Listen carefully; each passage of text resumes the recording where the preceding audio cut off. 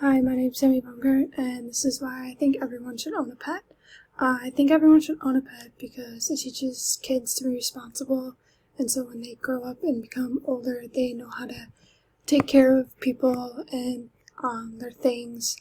It also is like when you come home from work, personally, when I come home from work, both my dogs greet me at the door right away, and it's like my favorite part of like coming home because they're super excited to see me, and I just really love it.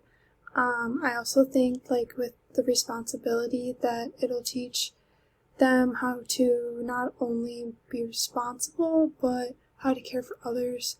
Like for me, I grew up always having pets, so now like being at school and not having like something to take care of is super weird for me. And so when I go home, it's always super nice to be able to like spend time with my dogs and lay in bed and cuddle with them or like throw the ball for them. And I just really love being able to go home and see them all the time.